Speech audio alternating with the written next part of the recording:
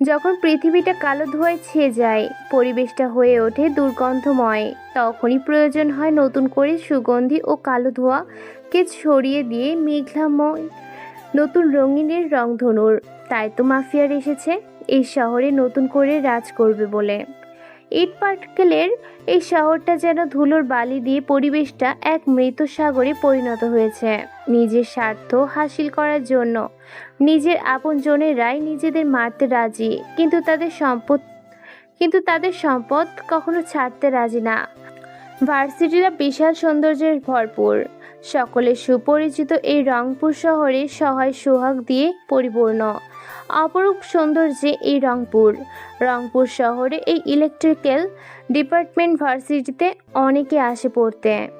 কেউ আসে নিজের স্বার্থ খুঁজতে, আর কেউ আসে নিজের ভবিষ্যৎ করতে, কেউ আসে নিজের বিজনেসটাকে অবৈধভাবে পরিচালনা করার জন্য, এরকম ভার্সিটিগুলোতে দখল করতে। রুমের মধ্যে আগন্তুকটি একের পর এক ব্ল্যাক কালারের সিগারেটগুলো খেয়ে চলেছে, তাকিয়ে আছে আকাশের দিকে। আকাশটা হঠাৎ হঠাৎ করে কেমন যেন ভয়ঙ্কর রূপে চমকে উঠছে। এমন সময় পিছন থেকে কেউ একজন বলে ওঠে, কিলার ভাই, নিয়ে এসেছি এই ছেলেটাকে। ওর হাত দিয়ে সব জায়গা, সব কালো গুলো প্রচার হতো এবং সব জায়গায় ছড়িয়ে দিত নিজের হাতে। সাথে তাদের গোয়েন্দা হিসাবে কাজ করত বিভিন্ন গ্যাংয়ের সাথে। কি করব একে? ছেলেটার মুখে এরকম কথা শুনে কেমন যেন হয়ে যায় সেই অজানা আগন্তুকটি। তার মাথাটা সেদিকে ঘুরিয়ে ছেলেটিকে দেখে কেমন যেন একটা রহস্য মাখা মুচকি হাসি দেয়। তারপর ফল কাটা ছুরিটা হাতে নিয়ে কয়েক টুকরো করে ফেলে আপেলটাকে। তারপর ছুরি দিয়ে আপেলটা খেতে থাকে। ছেলেটার ভয়ে গলা শুকিয়ে গেছে। ছেলেটা বলে ওঠে, ভাই, আমাকে ছেড়ে দাও। তোমাকে আমি চিনি না, তুমি আমাকে চিনো না। নিজেদের মধ্যে ঝামেলা করে লাভ আছে কি? তুমিও এই দলে শেয়ার দিয়ে হয়ে যাও কোটিপতি। ছেলেটির মুখে এরকম কথা শুনে সিগারেটটা জ্বালিয়ে নেয়। তারপর সিগারেটটা না টেনে হাতের মধ্যে রেখে দেয়। সিগারেটটা জ্বলতে থাকে। আগন্তুকটি এরকম কর্মকাণ্ডে আবার বলে ওঠে, কিলার, এটা তুমি কি করছো? মারার হলে একে মেরে দাও, বাঁচিয়ে রাখলে সামনে বড় বিপদ অপেক্ষা করছে। জানিস, বিশ্বাস, সময় আর বিপদ আমাকে নিয়ে কখনো খেলতে পারে না, বরং তাদেরকে নিয়ে আমি খেলা করি। তাহলে এই জানোয়ারটাকে নিয়ে এখন কি করব? একে তো আর ছেড়ে দেওয়া যায় না, কেননা এই শালা জানোয়ারটা পতিতালয়ের বিভিন্ন কাঠ ছড়িয়ে দিত রাস্তার মাঝে, এমনকি ভার্সিটির সামনে, যেগুলো দেখে যুবক যুবতী একে অপরের প্রতি আকর্ষণ বেড়ে যেত। এছাড়াও সে অনেকগুলো রেপ কেসের আসামি, এমনকি সে মেয়েদের নিয়ে ব্যবসা করে। তাই তাকে ছেড়ে দেওয়া আমাদের মতে ভালো হবে না। তুই হয়তো ভুলে যাচ্ছিস, আমি যাকে ধরি তাকে ছাড়ি না, আর যাকে ধরি তাকে ওপরে না পাঠানো পর্যন্ত আমি শান্তির ঘুম দেই না। ভাই, আমি নির্দোষ। আমি এমন কোনো কিছুই করিনি। তোমরা আমাকে ছেড়ে দাও। আমাকে ভুল বুঝতেছো। আমি কোনো কাজের সাথে যুক্ত নয়। আমার একটা পরিবার আছে এই শহরে। আমি একটা কোম্পানিতে চাকরি করি। তুমি চাইলে খবর নিতে পারো। হয়তো তুমি আমাকে এনে মৃত্যুর ভয় দেখাচ্ছ। কি বললি শালা? তুই চাকরি করিস, তোর পরিবার আছে, মিথ্যা কেন বলছিস? কানের নিচে লাগাবো দুই ঘা। ওকে, তোর পরিচয় দে। আমি এই শহরে থাকি পরিবার নিয়ে। ছোট পরিবারে তেমন কেউ নাই। একটা কোম্পানিতে চাকরি করি, এইটুকুই আমার পরিচয়, এর বেশি নয়। তুই ভুল করলি আমার সাথে গেম খেলে। তোকে যখন তুলে এনেছি, তোর সম্বন্ধে, তোর বাইরুটিটা সবকিছু আমি জানি। তুই ভেবেছিস মিথ্যে বলে পার পেয়ে যাবি? হ্যাঁ, কখনোই না, কোনো দিনও না। মরতে তোকে হবেই। তোর পরিচয়টা আমি দিচ্ছি। কিলার নামের আগন্তুকটির মুখে এরকম কথা শুনে ছেলেটি এবার ভয় পেয়ে যায়। ভয়ে জড়সড় হয়ে ভীতু কণ্ঠে বলে ওঠে, তুমি আমার পরিচয় দিবে মানে? কিছুই বুঝতে পারলাম না আমি। আর তোমাকে এরা সবাই কিলার কেন বলতেছে? I am killer, the killer boy. Informer নামে ছেলেটি কিলার নামটা শুনতে যেন ঘামতে শুরু করেছে। পুরো শরীর মুহূর্তের মধ্যে ঘেমে একাকার যেন গোসল করা গিয়েছে। দেখে বোঝা যায় ছেলেটি কথা বলার ভারসাম্য হারিয়ে ফেলেছে। একটা কাঠের বক্স এগিয়ে দিয়ে কিলার নামে ছেলেটি বক্সটা হাতে নিয়ে টেবিলের উপর রাখে। বক্সটা খুলতেই যেন গলা শুকিয়ে যায় সবার। ব্যাগের ভিতরে এমন ভয়ঙ্কর জিনিস আছে যেটা ব্যবহার করার আগেই কেউ দেখলে তার গলা শুকিয়ে যাবে। ইনফরমার নামে ছেলেটি বলে ওঠে, কিলার, তুমি সেই কিলার যাকে দেখা যায় না শুধু অনুভব করা যায়, যাকে ছোঁয়া যায় না শুধু পরিস্থিতি টের পাওয়া যায়। তুমি সেই কিলার যাকে আন্ডারগ্রাউন্ড এবং আন্ডারওয়ার্ল্ডে সবাই ভয় পায়। তুমি সেই কিলার যার নাম শুনে দেশের IOU কিলার গ্যাং আন্ডারগ্রাউন্ডে চলে গেছে। হ্যাঁ, আমি সেই কিলার, যে কিলার শুধু রক্ত ঝরাতে পারে, রক্ত নিয়ে খেলতে ভালোবাসে, আর রক্ত তার নেশা হয়ে গেছে। কথাটা বলে উচ্চস্বরে হাসতে থাকে কিলার নামের আগন্তুকটি। কোনো কথা ছাড়াই ব্যাগ থেকে একটা যন্ত্র বের করে তার পায়ের তালুর উপরে রাখে। তারপর হাতুড়ি দিয়ে আঘাত করার সাথে সাথে পা ভেদ করে A4 অপর হয়ে যায়। তারপর সেখান দিয়ে একটা তার বেঁধে দিয়ে অপরের সাথে বেঁধে দেয়। তারপর সেই তারের মাঝখানে আগুন জ্বালিয়ে যায়। তার যত আগুনের তাপে গরম হতে থাকে তত যেন তার পাটা জ্বলতে থাকে, ঝলসে যেতে থাকে তার রক্তমাখা পাটা। কিলার নামের আগন্তুকটি বলে ওঠে, এই কিলার যখন কাউকে মারে তখন তার মৃত্যুটা ভয়ঙ্কর হয়ে ওঠে। হয় সে টুকরো টুকরো হয়, আর না হয় সে শুধু লাশ হয়ে কবরে যায়। ভাই এই নিন, আপনি আপনার কুড়ালটা, সাথে এই কাঁচের চাপাতি। ওকে দে। বিশ্বাসের হাত থেকে কুড়ালটা নিতে দেরি, কিন্তু শরীর থেকে একটা পাপ ছুটে যেতে দেরি হয়নি। গড় গড় করে রক্ত বের হচ্ছে। ছেলেটি চিৎকার করছে, তার চিৎকারের জন্য পুরো বাংলো কেঁপে ওঠে। কোনো কিছু বলে ওঠার আগেই শরীর থেকে চারটি অংশ আলাদা করে ফেলে কয়েকটা কোপে। যেখানে কোপ দিছে সেখানে রাসায়নিক কেমিক্যাল সাথে ভয়ানক আঠাযুক্ত এক মেডিসিন লাগিয়ে দেওয়ার কারণে কোপ মারার সাথে সাথে সে জায়গাটা পচতে শুরু করে। এমনকি সেই কাটা স্থানে অর্থাৎ ক্ষত স্থানে পোকায় পরিপূর্ণ হয়ে যায়। ছেলেটিকে জীবন্ত অবস্থায় কয়েক টুকরো করে একটা স্কুল ব্যাগের মধ্যে ভরে দিয়ে তার উপরে সিল মেরে লিখে দেয় কিলার বয়। সাথে ছেলেটির সেই টুকরোগুলোকে একটা অংশে লিখে দেয় কিলার বয়। ফেলে দিতে বলে এমন এক জায়গায় যেখানে 72 ঘন্টার মধ্যে 70 ঘন্টায় মানুষের চলাচল। কথাটি শুনে দ্রুত বিশ্বাস সেখান থেকে নিয়ে যায় ইনফরমার নামের সেই ছেলেটির টুকরো টুকরো হয়ে যাওয়া লাশটিকে। চারদিকটাই এখনো বৃষ্টি পড়ছে। মুষলধারায় আগন্তুকটি কি যেন ভেবে ছাদে চলে গিয়েছে। আকাশের দিকে তাকিয়ে মুচকি হাসি দিয়ে এই ঠান্ডা পানি বৃষ্টিতে ভিজতে থাকে।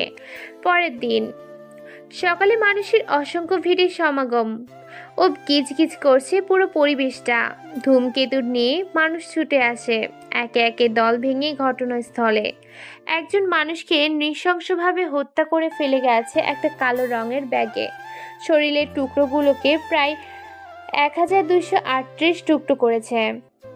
পুলিশ সুপার গুনে দেখেছেন ছেলেটির শরীরটাকে কেটে কেটে পিস পিস করে টুকরো করে ব্যাগে পড়েছে প্রায় 1238 গোস্তের টুকরো। পুরো ব্যাগটা রক্তে রক্তাক্ত হয়ে গেছে।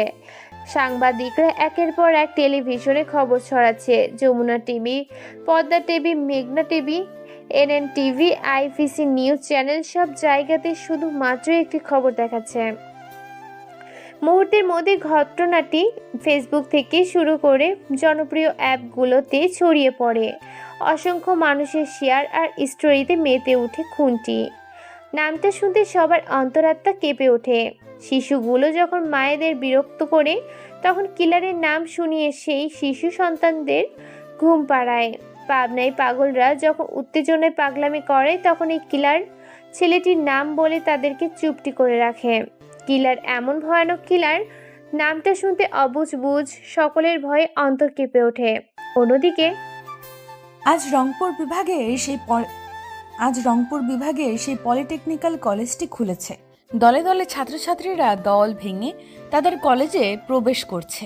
কাঁধে ব্যাগ, চোখে সাদা রঙের একটা চশমা, পরনে ঢিলেঢালা একটা প্যান্ট, গায়ে দেওয়া সাদা রঙের একটি পাতলা টি-শার্ট। আর পরিষ্কার বললেও ভুল হবে, খানিকটা ময়লা আছে শরীরে। দেখতে কেমন জন্মের কালো রঙের ছেলেটি। ছেলেটির মুখে খোঁচা খোঁচা দাড়িতে মুখটা যেন ফুটে উঠেছে। লম্বাই বেশ ভালো, শরীর স্বাস্থ্য সব দিক দিয়ে পারফেক্ট, কিন্তু তবুও যে তার মধ্যে কোনো কিছু ঘাপলা আছে, কেমন যেন গাইয়ার মতো দেখতে। ছেলেটি চারপাশটা একবার তাকিয়ে সামনে এগিয়ে যেতে থাকে। ছেলেটি শুধু মনে মনে ভাবছে আর নিজেই গুনগুন করে বলছে, বড় ভাইদের মুখে শুনেছিলাম এই ভার্সিটিতে নাকি নতুনদের র্যাগিং করা হয়। আমিও তো নতুন, আমি কি কোনো র্যাগিংয়ের শিকার হব নাকি বেঁচে যাব? যাই হোক, দ্রুত পা চালিয়ে আমার নিজের ক্লাসরুমটা নিজেকে খুঁজে বের করতে হবে, না হলে সিনিয়রদের হাতে পড়লে অবশ্যই র্যাগিং খেতে হবে। ছেলেটি কথাগুলো ভাবছে আর গুটি গুটি পায়ে এগিয়ে যাচ্ছে। এমন সময় ছেলেটি পিছন থেকে শুনতে পায়। এই সাদা রঙের চশমা এদিকে আয়। ছেলেটি চারদিকে একবার তাকিয়ে আবার সামনে পা বাড়ায়, কেননা সে শুধু চশমা পরা নয়, তার আশেপাশে অনেকে সাদা রঙের চশমা পরেছে। তাই সে কোনো কিছু না ভেবেই সামনে এগিয়ে যায়। পেছন থেকে আবার শুনতে পায়। এই হাবাগোবা, সাদা রঙের টি শার্ট, পরনে ঢিলাঢালা প্যান্ট, কাঁধে কালো রঙের ব্যাগ, আর চোখে দেওয়া সাদা রঙের পাতলা প্রেমের চশমা। এদিকে শোন বেটা। এবার অজানা ছেলেটি দুই পা এক জায়গায় থেমে যায়। পিছন ঘুরে তাকিয়ে দেখতে পায় দূরে দাঁড়িয়ে থাকা কিছু ছেলে তাকে ডাকছে।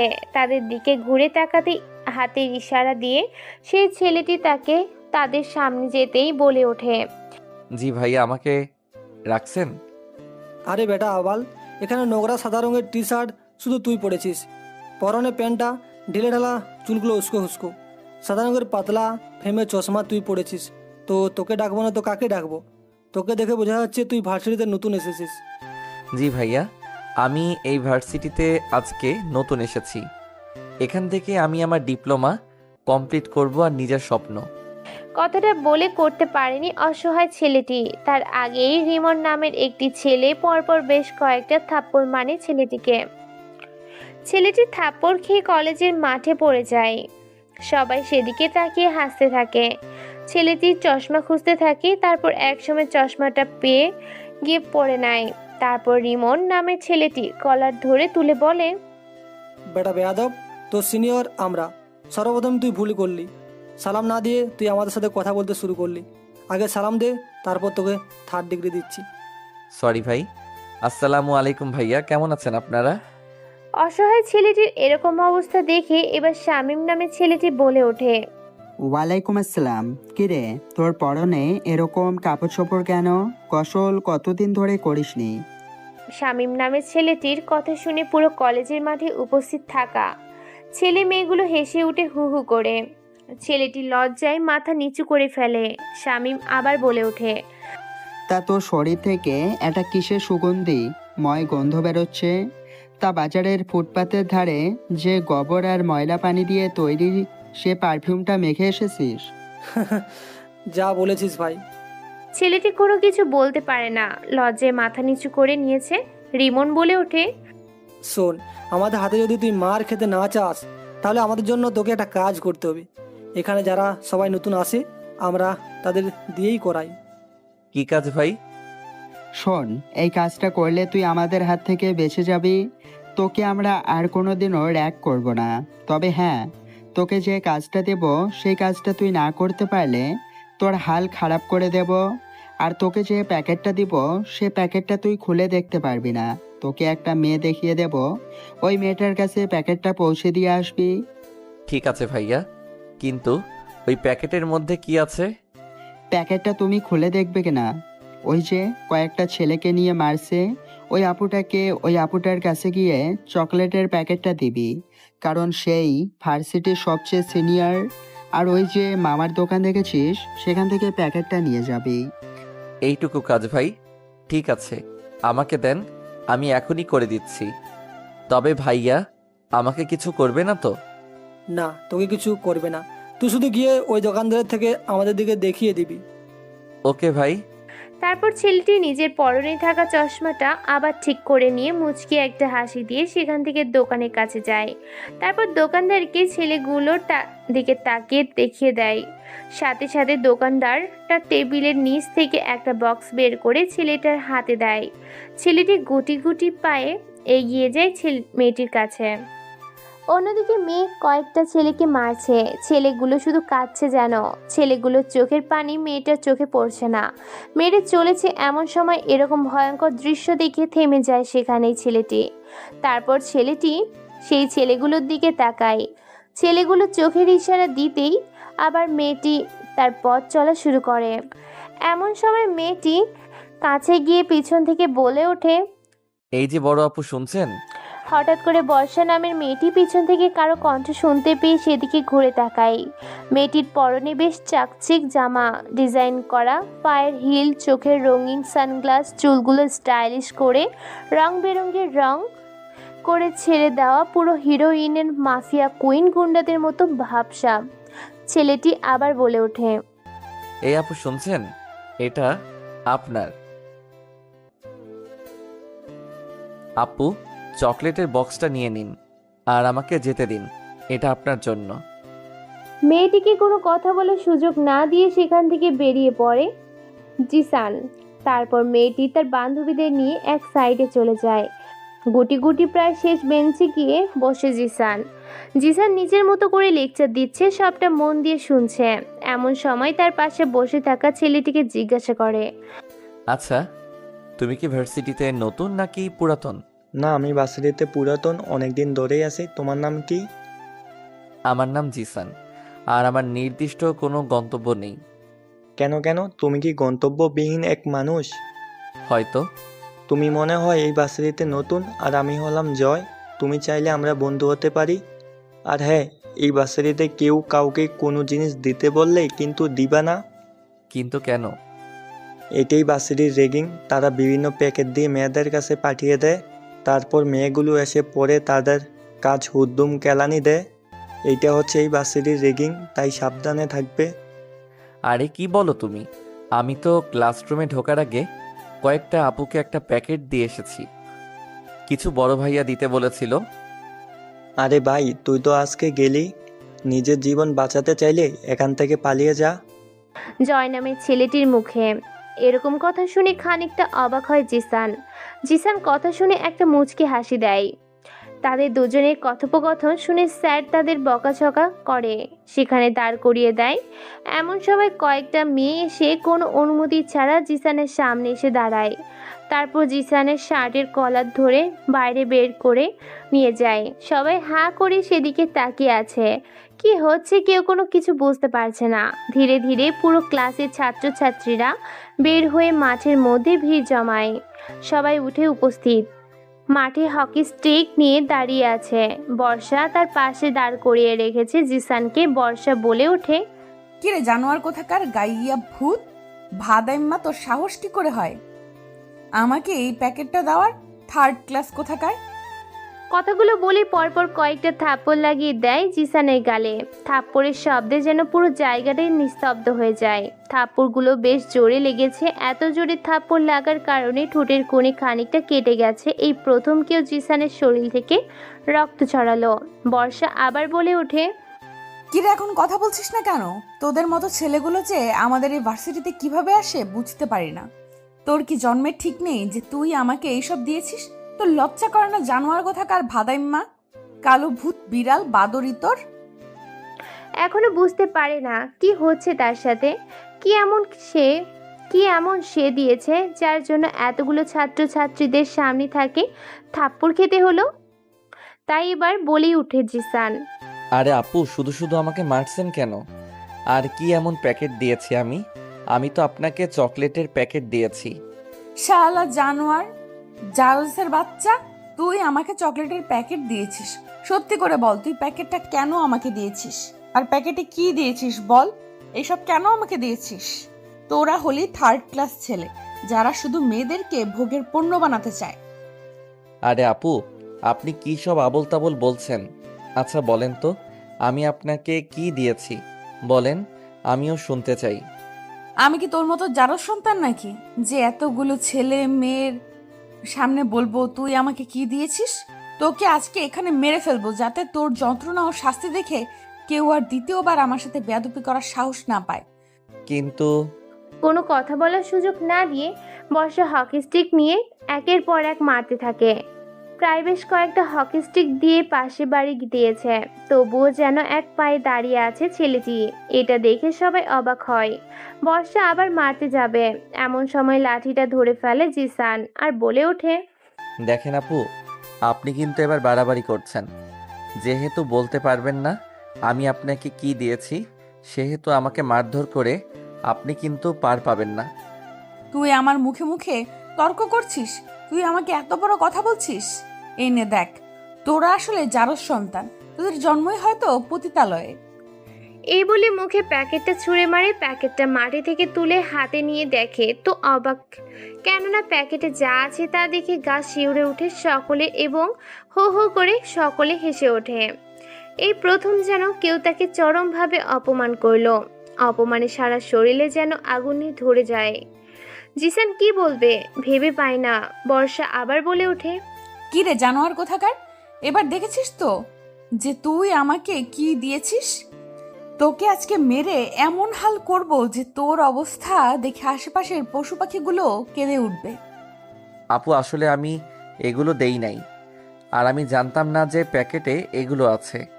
আমার ভুল হয়ে গেছে, আমাকে ছেড়ে দিন এবারের মতো। তোকে ছাড়বো? তোকে আজকে হাতে পেয়েছি, তোকে জমের দুয়ারে পাঠাবো আমি। আমাকে নোংরা প্রস্তাব দেওয়া? এমন সময় সেই ছেলেগুলো আসে। ছেলেগুলো এসে বলে ওঠে, এই যে আপু, কি হয়েছে বলেন তো? আপনার সাথে কি করেছে ভাদাইমাটা? ও আমাকে নোংরা প্রস্তাব দিয়েছে, আজকে ওকে মেরে গঙ্গার তীরে ভাসিয়ে দেব, শালা আবালটাকে। আরে আপু, আমরা থাকতে আপনি কেন কষ্ট করবেন? ওকে আমাদের হাতে ছেড়ে দেন, আমরা ব্যাপারটা দেখে নিচ্ছি। তোরা কি করবি? আচ্ছা, তোরা কি করবি ওর সাথে? হ্যাঁ, তুই বরং সবটা দাঁড়িয়ে দেখ। আর হ্যাঁ, ওকে কি শাস্তি দেওয়া যায় সেটা সবাই মিলে ভেবে নেই। ওর সাহস হয় কি করে ভার্সিটিতে এরকম প্রস্তাব দেওয়ার? আমি বলি কি, ওকে একটা পিঁপড়ের ভাষায় দাঁড় করিয়ে রাখা উচিত। শালা যখন পিঁপড়ের কামড়ে চিৎকার করবে তখন আমরা দূর থেকে সেটা দেখে মজা নিব। ওকে ঠিক আছে। প্লিজ আপু, এমন করবেন না, আমাকে ছেড়ে দিন। আমি আর এমন ভুল করব না, আমার ভুল হয়ে গেছে। শালা লুচ্চা কুত্তা কোথাকার, তোর সাহস কি করে হয় আমাকে কন্ডোমের প্যাকেট দেওয়ার? এই শামিম, তোরা দেরি না করে ওকে ধর তো। দেখ তোরা দেরি করিস না, শালাটাকে আচ্ছা জব্দ করে শাস্তি দে। চল ওই দিকটা যাই। কথাগুলো বলতে দেরি, কিন্তু ইমন আর শামীম মারতে দেরি করে না। তার সাথে সাথে তার দলের ছেলে পেলেগুলো মারতে থাকে বেধর্মভাবে। মারতে মারতে প্রায় রক্তাক্ত করে ফেলেছে পুরো শরীর থেকে, রক্ত টপ টপ করে জ্বলছে। এমন সময় ভার্সিটির একটা আম গাছের নিচে বেশ বিষাক্ত লাল পিঁপড়ের ভাষা দেখতে পায়, আর সেখানে দাঁড় করিয়ে রাখে জিসানকে। পুরো পা কামড়ে লাল করে দিয়েছে, তবুও যেন এক ফোঁটা চিৎকার করছে না জিসান। পরনে তেমন কোনো কিছুই নেই, ছোট্ট একটি ব্যান্ডের স্যান্ডু গেঞ্জি আছে। দাঁড় করিয়ে রেখেছে রোদের মাঝে সেই পিঁপড়ের বাসাতে। সবাই যাচ্ছে নিজেদের মতো করে হাসতে থাকে। দেখতে দেখতে ভার্সিটির সময় শেষ, যে যার মতো চলে যাচ্ছে। এমন সময় সেখানে বর্ষা ও তার দলবল আসে আর বলে ওঠে, কি রে ছোট লোক কোথাকার, আর কোনোদিন এরকম করবি আমার সাথে? আজকের শাস্তিটা মনে রাখবি, না হলে এর থেকেও ডাবল দিব। আর হ্যাঁ, আমি কার মেয়ে মনে রাখবি? শহরের নেতার মেয়ে। কথাগুলো বলে সেখানে থেকে হাসতে হাসতে বেরিয়ে পড়ে। এমন সময় সেখানে জয় আসে। জয় এসে বলে ওঠে, সরি রে বন্ধু, আসলে ডেঞ্জারাস বর্ষার কথা পুরো ভার্সিটি চলে। তুই তো আগে প্যাকেট দিয়ে দিয়েছিস। যাই হোক, এগুলো পরে নি, ওদের থেকে একটু সাবধানে থাকবি। হুম। তারপর তারা সেখান থেকে বেরিয়ে পড়ে। যে যার নিজ গন্তব্যের উদ্দেশ্যে জিসান হাতে থাকে। সময় বড় প্রতারক। যখন জিসান তার নিজের ফর্মে ছিল, তখন শুধু শহর নয়, দেশ নয়, পুরো পৃথিবী তাকে সেলুট করত। আজ সে সময়ের অভাবে নিজের পরিচয়টাকে এক সাইডে রেখে সাধারণ মানুষের মতো জীবনযাপন শুরু করেছে বলে তাকে আজকে এই প্রথম এত অপমান সহ্য করতে হয়েছে। নয়তো এতক্ষণে কয়েক টুকরোই করে দিত সবাইকে। আর কেউ না, সেটি হচ্ছে এই কিলার গ্যাংস্টার কিলার, দ্য কিলার বয়। চারদিকে হালকা সন্ধ্যা নেমে এসেছে।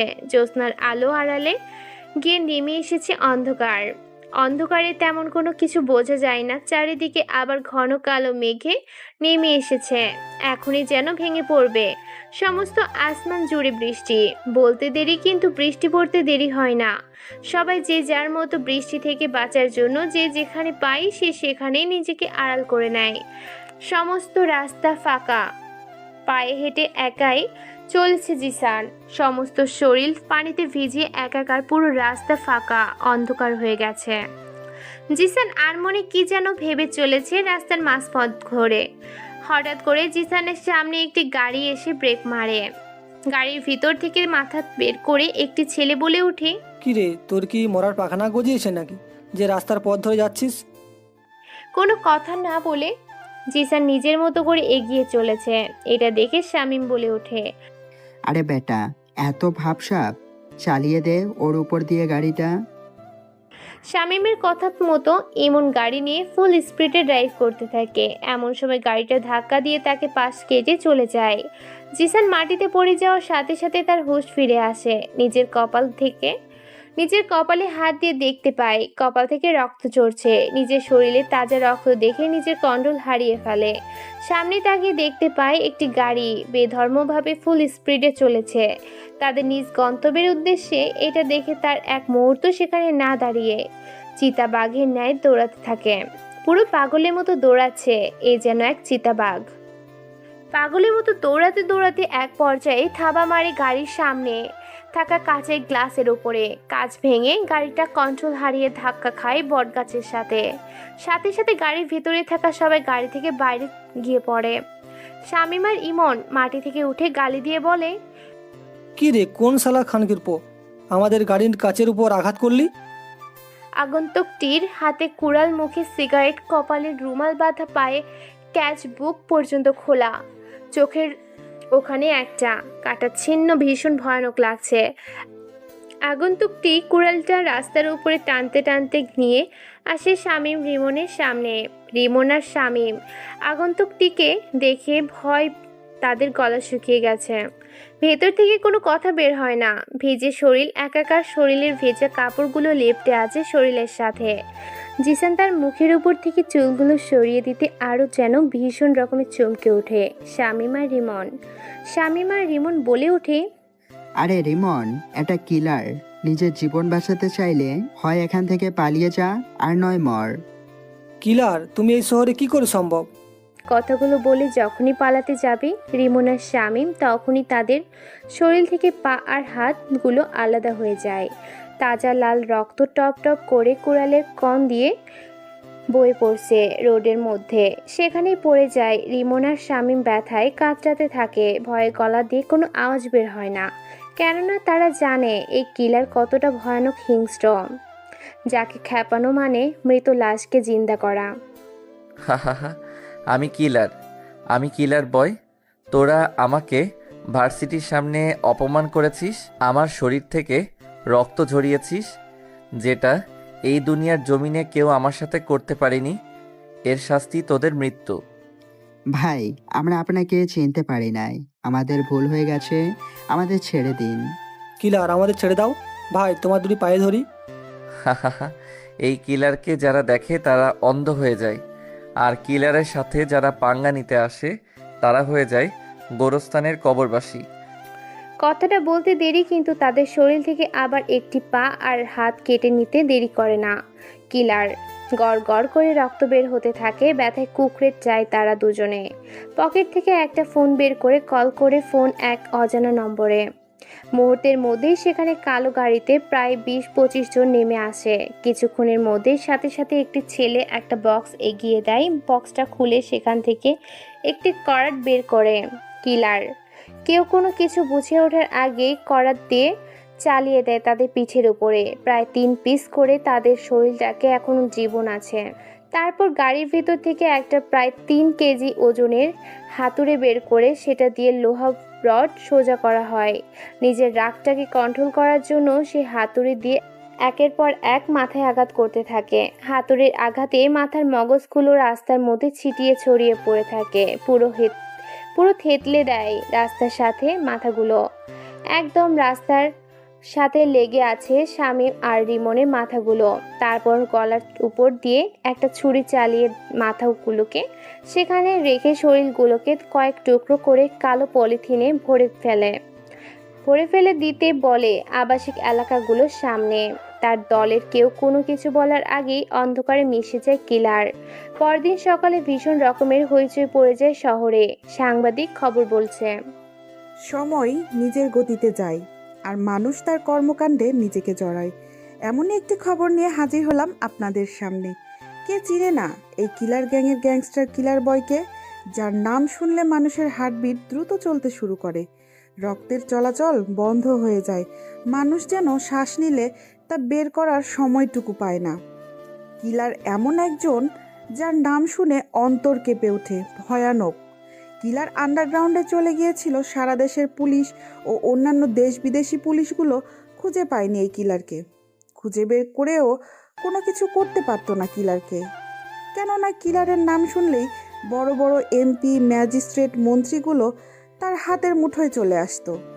এই কিলার অনেক দিন হলো আন্ডারগ্রাউন্ডে চলে গিয়েছিল, তার দলের ছেলেপেলেগুলো তাকে খুঁজে পাচ্ছিল না। খবর পেয়েছিলাম আমরা, এটা নিয়ে আমরা একটা নিউজ চ্যানেলে করেছিলাম, কিন্তু নতুন করে আবার শুরু হয়েছে সেই কিলার গ্যাংয়ের উৎপাত। তবে কি আবার পরিবর্তন হতে চলেছে এই শহরের গল্পটা? কেননা এই কিলার গ্যাং চলে এসেছে। আবার মনে হয় এই শহরের এ পর্যন্ত 3টি মার্ডার হয়েছে, কেননা সেই 3টি মার্ডারের উপরে কিলার গ্যাংয়ের সিল দেয়া আছে, যেটা শুধু একমাত্র কিলার গ্যাংয়ের লিডার কিলার দিতে পারে। এবং কিলার গ্যাং যেভাবে মারে, তাতে যে কবরের লাশটাকে রাখা হবে, সেই কবরের মাটিটা পর্যন্ত আর্তনাদের চিৎকার করতে থাকে। তবে কি এই শহরে নতুন করে শ্মশানঘাট তৈরি হতে চলেছে? সতর্ক থাকবেন, সাবধান থাকবেন, অন্যায় থেকে নিজেকে বাঁচিয়ে রাখবেন। পুরো শহরে হইচই পড়ে গেছে যে কিলার আবার ফিরে এসেছে তাদের মাঝে। এই কিলারকে আজ পর্যন্ত কেউ দেখতে পায়নি, শুধু তার নাম শুনেছে। সবাই জানে এই কিলার হচ্ছে কালো ধোঁয়ার মতো, হঠাৎ হঠাৎ করে আসে আর নিমিষে বাতাসের মতো মিশে যায়। যেমন বাতাসকে শুধু অনুভব করা যায় কিন্তু দেখা যায় না, ঠিক তেমন এই কিলার গ্যাংয়ের কিলার ভয় হচ্ছে। ঠিক তেমন তাকে দেখা যায় না, কিন্তু তার ভয়ঙ্কর উপস্থিতি টের পাওয়া যায়। প্রতিদিনের মতো কলেজের গেট দিয়ে প্রবেশ করছে সেই হাবাগোবা খ্যাত স্টাইলিশ ছেলেটি। কয়েকদিনে তাকেই ভার্সিটির নাম দেওয়া হয়েছে হ্যাবলা স্টাইলিশ খ্যাত। জিসান পায়ে হেঁটে ভার্সিটির ভিতরে প্রবেশ করছে, এমন সময় পেছন থেকে ডাক দিয়ে বলে ওঠে, কিরে, তোকে যে আমি ডাকলাম শুনলি না কেন?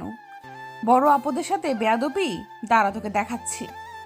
কথাটা শেষ করার আগে আরো বেশ কয়েকটা থাপ্পড় লাগিয়ে দেয় এতগুলা ছাত্রছাত্রীর সামনে। আজকেও ঠোঁট কেটে রক্ত বেরোতে থাকে। নিজের রাগ থেকে কন্ট্রোল করে বলে ওঠে জিসান, সরি আপু, ভুল হয়ে গেছে, আসলে বুঝতে পারিনি। শোন হ্যাবলা স্টাইলিশ খ্যাত, আমারও পা দুটো পরিষ্কার করে দে, নয়তো এই জুতো দিয়ে তোকে মারবো। আমার সাথে বেয়াদবি করার কারণে এতগুলো মেয়ের সামনে অপমান হবার থেকে তোর এই কাজটা করাই ভালো হবে। কিন্তু কোনো কিন্তু নয়, জুতার বাড়ি খাবি নাকি পরিষ্কার করবি জুতাটা, তুই ভেবে নে। এতগুলা ছেলে মেয়ের সামনে বর্ষার পাশে পরিষ্কার করে দেয়, তারপর উঠে দাঁড়ায়। জিসান লজ্জায় মাথা নিচু করে ফেলছে, সবাই সেদিকে তাকিয়ে আছে। এখনই চোখ দিয়ে আকাশ ভেঙে বৃষ্টি নামতে শুরু করবে জিসানের। জিসান আগে অপমান সহ্য করেনি, অপমান বলতে কি জিনিস সেটা জানতো না, কিন্তু অন্ধকার জগৎ থেকে নিজেকে আলোর পথে নিয়ে আসার জন্য এতটুকু কষ্ট তাকে করতেই হবে। বর্ষা আবার বলে ওঠে, শোন, আমাদের জন্য মামার দোকান থেকে গোল্ড লিফ সিগারেট নিয়ে আয়। কথাটা শুনে বেশ অবাকই হয় জিসান। তারপর কোনো কথা না বলে সেখান থেকে সিগারেটের প্যাকেটটা নিয়ে এসে বর্ষার হাতে দেয়। বর্ষা এক একটা করে সবাইকে দেয়। প্যাকেটটার মধ্যে থাকছে আরো একটা, জিসানের হাতে দেয়। জিসান নেবে না, আরেকটা মারে থাপ্পড়। এবার সিগারেটটা হাতে নেয়, তারপর বর্ষা তাতে আগুন জ্বালিয়ে দেয়। অতঃপর সবাই সিগারেট খেতে থাকে।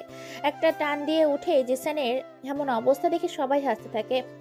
জিসান লক্ষ্য করে দেখতে পায় সিগারেটের ভেতরে গাঁজা এবং বিভিন্ন নেশা ইয়াবা এটা খাচ্ছে তার সকল বান্ধবী। বর্ষা, রাত্রি, রত্না, শিলা সকল ছেলে মেয়ে মিলে শুধু ভার্সিটির সিগারেটই খাচ্ছে, কিন্তু নেশা সেটা কেউই বুঝতে পারে না।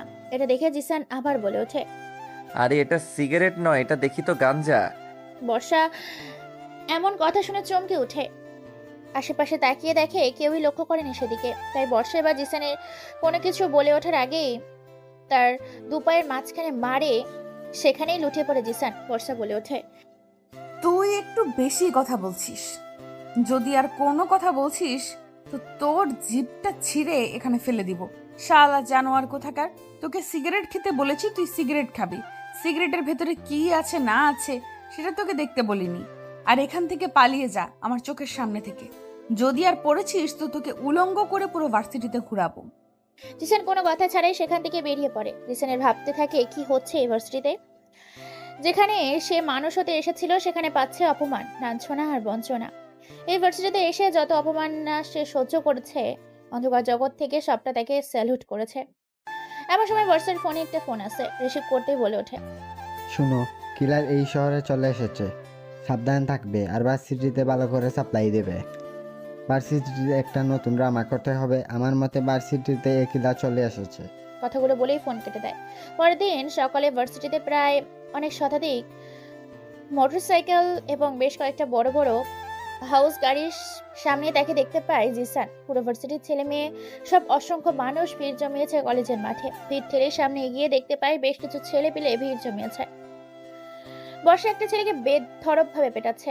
প্রায় ছেলেটির শরীর থেকে একটা হাত কেটে ফেলেছে বর্ষা।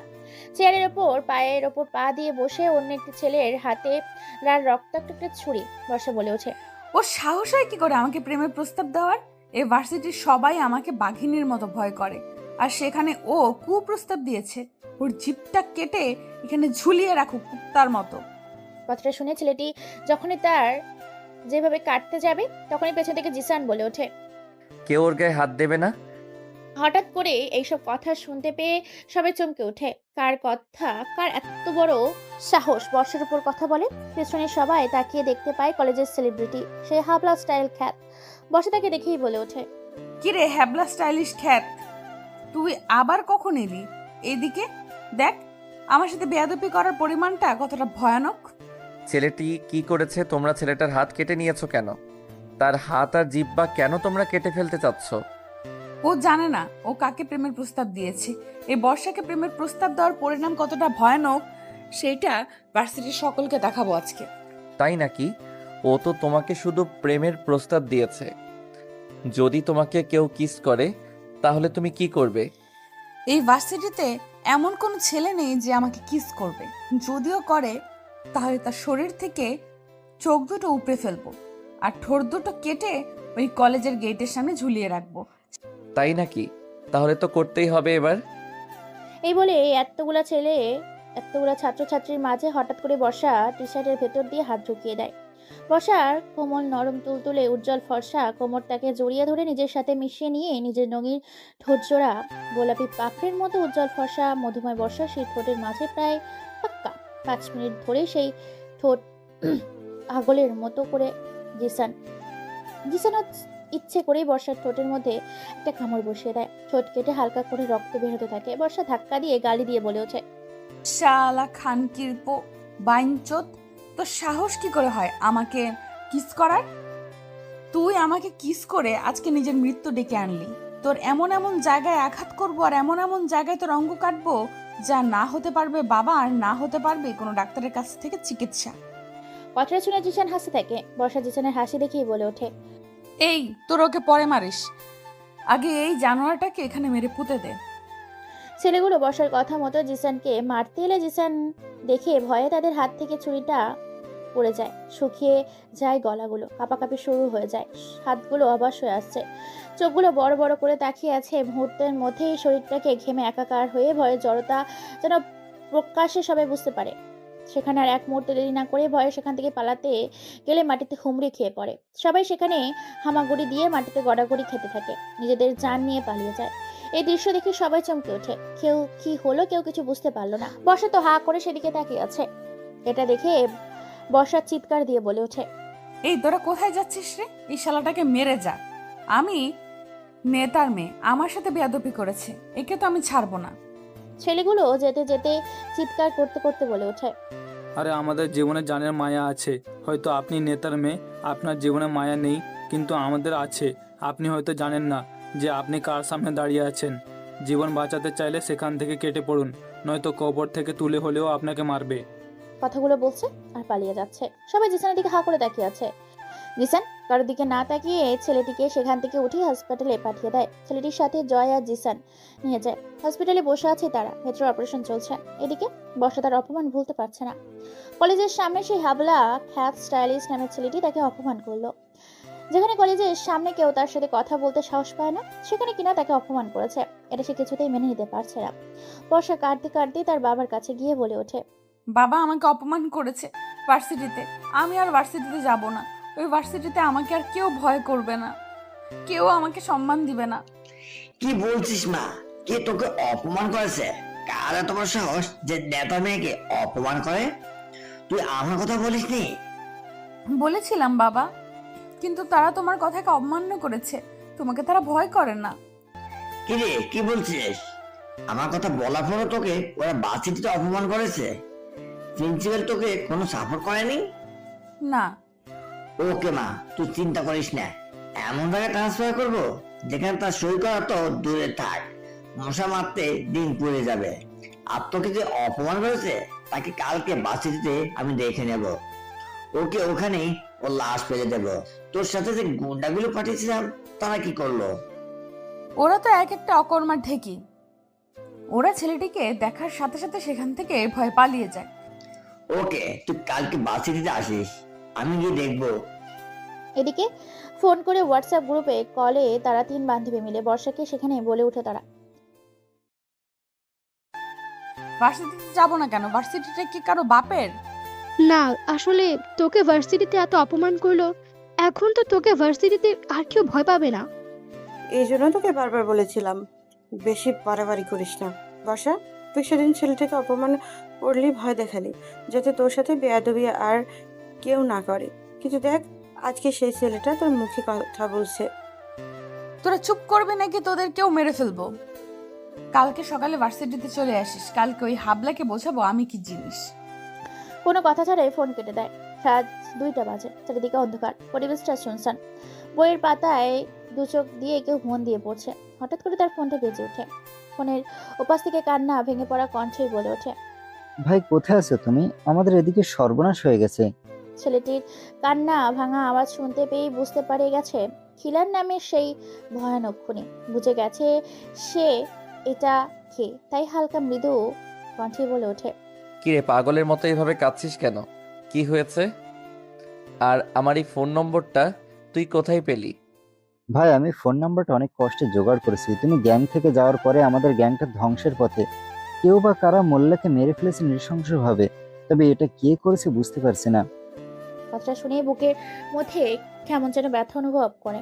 খিলার নামে সেই ছেলেটি নিজের অজানাতে চোখ থেকে 2 ফোঁটা নোনা পানি গড়িয়ে পড়ে। নিজের কাছের মানুষগুলো যখন হারিয়ে ফেলে তখন তো কান্না আসবেই। খিলার বলে ওঠে, কিরে কে এসব করেছে? কে তাকে মেরেছে? আর কোথায় তোরা আছিস আমাকে বল, আমি রওনা দিচ্ছি। ভাই আমরা ঝিনাইডাঙ্গা কুড়িগ্রাম এলাকার পশ্চিমে আছি। যত তাড়াতাড়ি সম্ভব আপনি এখানে চলে আসেন। ওকে ঠিক আছে। ফোন কেটে দিয়ে ঘরে হালকা রেডি হয়ে বস্তির শেষ মাথায় নির্জন এলাকা থেকে দরজা খুলে বের হয় সেই ভয়ানক হিংস্র হায়নাটি। রাস্তার মাঝে আসতেই নিজের পকেট থেকে ফোনটা বের করে শুধুমাত্র একটা মেসেজ দিয়ে সাথে সাথে বেশ কয়েকটা গাড়ি এসে 3-4টা হেলিকপ্টার ল্যান্ড করে। এই বিশাল বহুল বড় মাঠে হিরোদের স্টাইলে হেলিকপ্টারের ভেতর প্রবেশ করে। সাথে সাথে মাত্র কয়েকটা মিনিটের মধ্যেই সেই এলাকায় চলে আসে তারা। তারপর 4টা হেলিকপ্টার ল্যান্ড করে সেখানে, সাথে কয়েকশো গাড়ি। গাড়ির ভেতর থেকে নেমে আসে কিলার।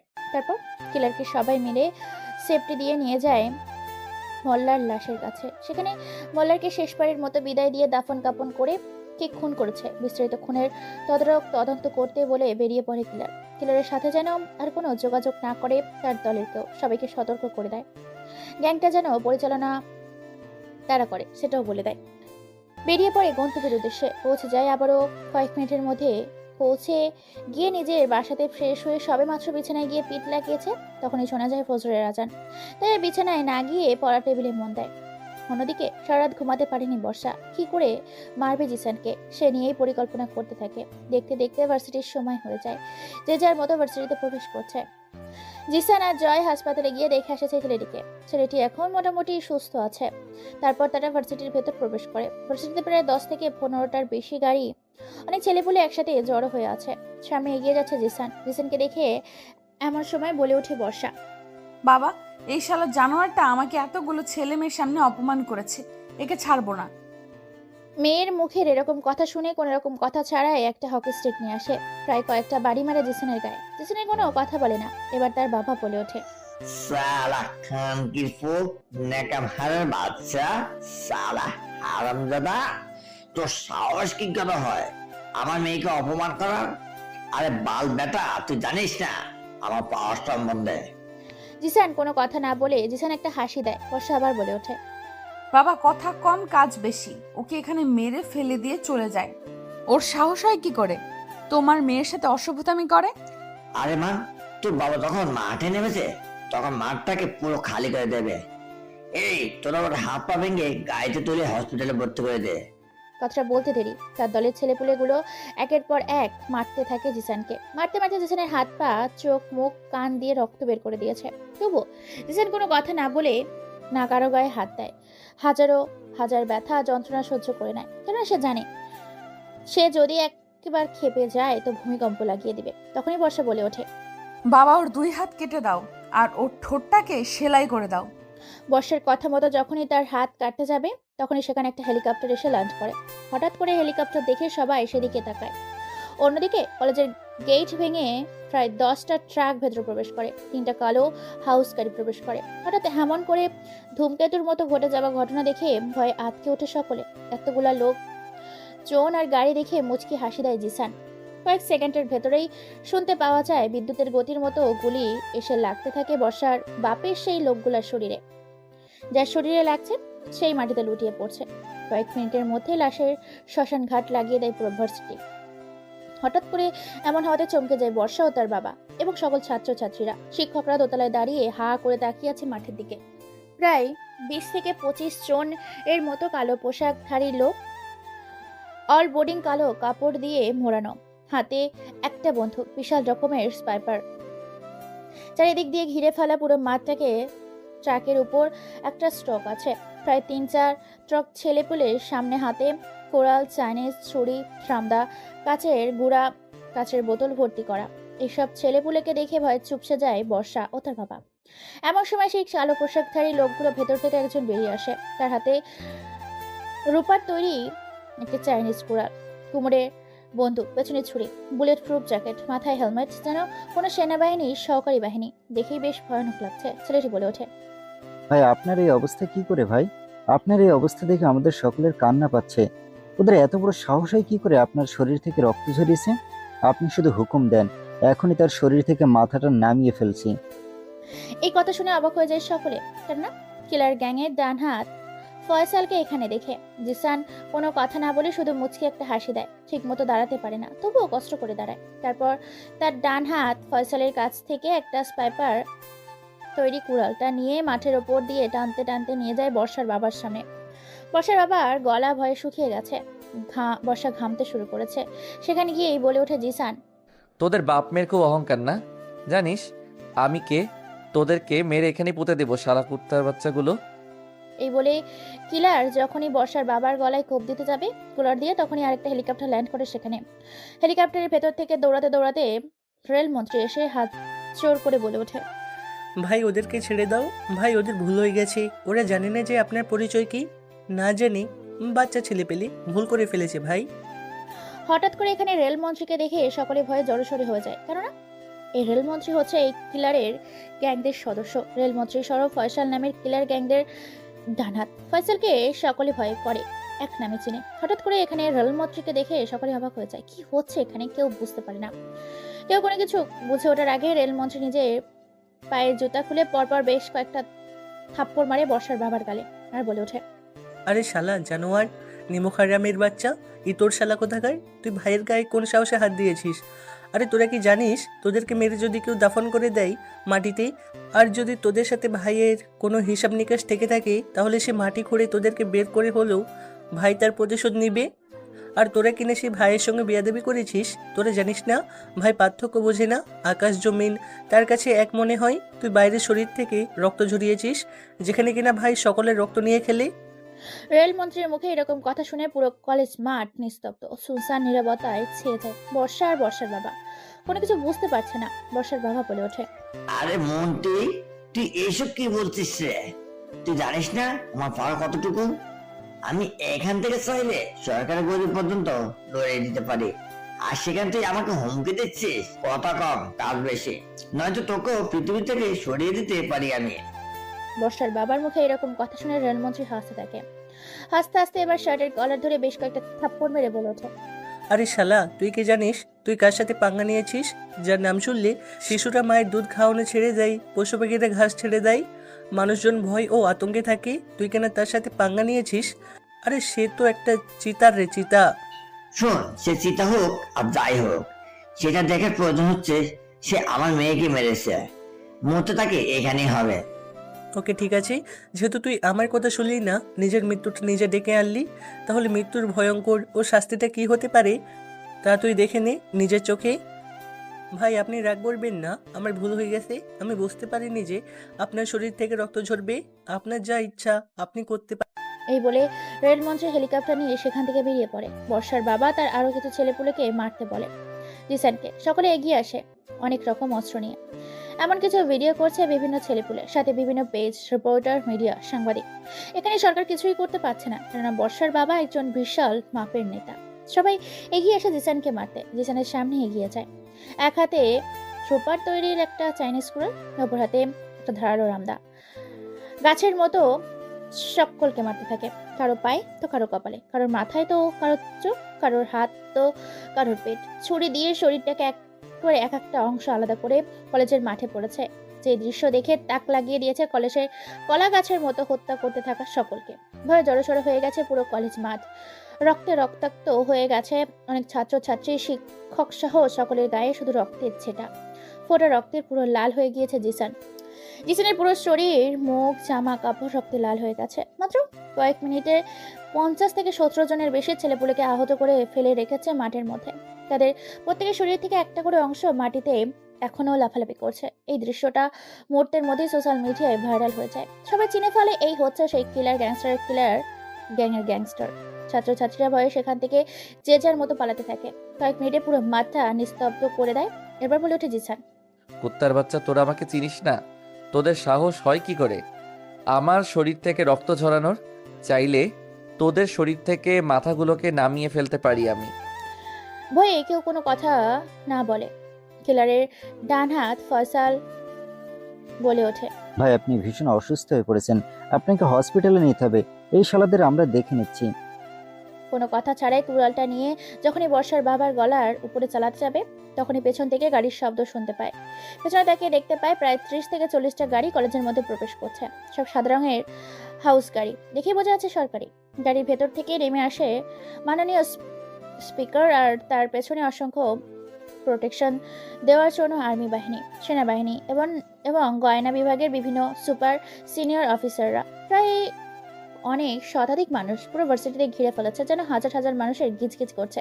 মাঠের মধ্যে জাতীয় সংসদ সদস্যের মাননীয় স্পিকার এই ভার্সিটির মাঠে উপস্থিত হয়েছে। দেখে সবাই ভিড় লাগিয়ে দিয়েছে। শুধু ওই ভার্সিটিতে তা নয়, ভার্সিটির আশেপাশে যেসব এলাকাতে মানুষ রয়েছে সেসব মানুষরা দলে দলে অসংখ্য মানুষ জড়ো হয়েছে শুধুমাত্র কিলারকে দেখবে বলে।